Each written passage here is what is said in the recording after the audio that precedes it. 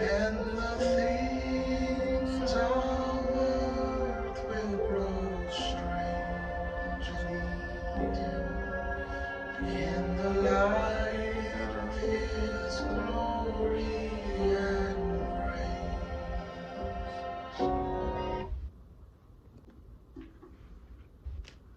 Hello, my name is Rama. I'm Ameda's granddaughter and I'm 19. I wanted to talk to you today about God's sovereignty. I know you're probably wondering why you see my face instead of my grandmother's amazing, creative, sweet, amazing, glorious, fantastic face. Well, my grandmother has survived a stroke, and by the grace of God, she is in the bed recovering right now. She has been receiving the care that she needs, and I was a witness to her as she was having the stroke. It was one of the most terrifying and traumatizing things ever to see, especially to see someone you love suffering. Is the worst pains. All you want to do is stop them from feeling whatever they're feeling and just take it away from them.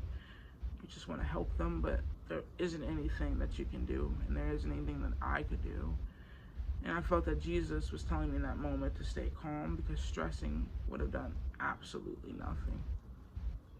I'm not a pro at this, so bear with me. I looked at the calm demeanor of the paramedics who responded very fast to the situation, and I was in awe at their professionalism.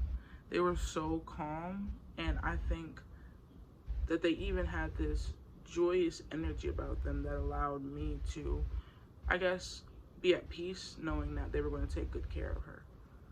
I looked, oh, I already read that.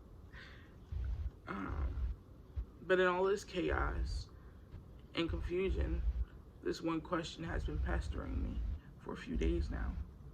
Why is God allowing this to happen to my grandmother, Omeda, who is the most spiritual person I've ever known? She has so much spiritual strength, even in the midst of having a stroke.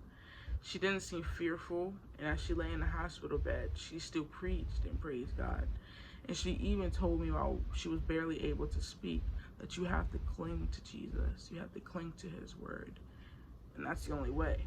And I never thought about the Christian life like that. Like, you have to, like, cling on to Him. Like, not just hold on, not just casually move around Him. Like, you have to cling like your life depends on it, because it does. And when I heard that, I, like, shivered. My heart for a while had been turned away from God, and I was angry with Him for my own reasons. And instead of getting closer to God, I turned away from Him in my pain, and I asked the same question that I asked about my grandmother. Why would He let blank happen? Why would He let this happen? Why did He let that happen? But I don't think we'll ever know why unless we're, like, really blessed by God and He just feels like letting us know. But God doesn't owe an answer to us. He doesn't owe us anything. He doesn't owe us any type of explanation. God is sovereign. He does as He pleases, whatever He wants. But like His word says in Jeremiah 29:11, "For I know the plans I have for you, declares the Lord, plans to prosper you and not to harm you, to give you hope and a future." So we can trust that every move He makes is out of making us better and stronger in Him. My grandmother inhales and exhales Christ's name and praises His name in her sickness. So I know that this isn't God punishing her. God is here in the middle of all of this, and I can see it. I can see Him in her. I also think we ask God the wrong question. It shouldn't be, why would you let this happen, God? But God, how are you prospering me? How are you growing me by this situation? Because if His word is true, and we believe He only wants the best for us, like His word says, then there has to be something good there. There has to be some light in the dark. We just have to focus our eyes on Jesus and hope He will reveal Himself. If we believe God is truth and His word is true, then we must believe all of it, not just the parts that are easier to understand and seem more true.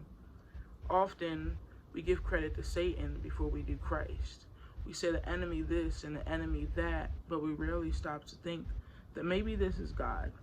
God doesn't say prospering without pain and suffering. God doesn't say prospering without problems. When pain comes or trials happen, we shouldn't first assume that it's from Satan. We give him more credit than he deserves. If I'm being honest, there has been so many times I prayed and called out to God, asking him to take away the pain. Oh, take away this pain from me. Take him or her out of my life. And he doesn't do it. He doesn't respond. And that's because the purpose of the pain is to make your faith stronger, to make you stronger.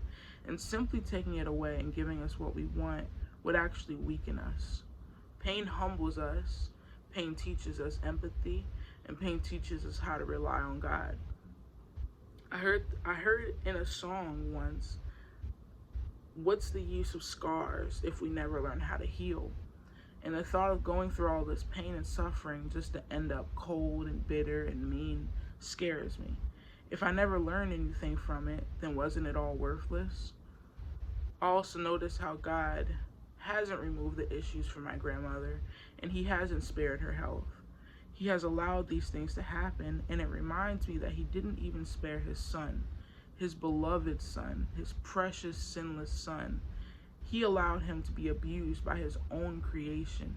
He didn't spare him or his life. But such an amazing blessing came from his pain and suffering. And so in my grandmother's suffering, I can see Christ.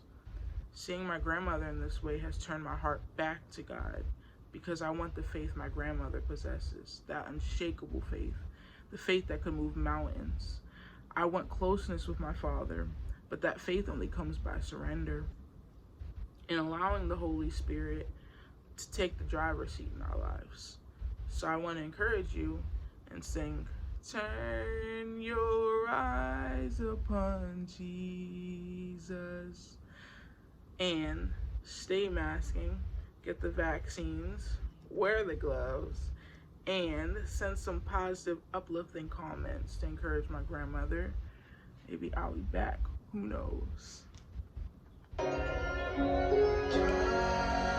your eyes upon Jesus. Look full in his wonderful face, and the things of earth will grow strange. He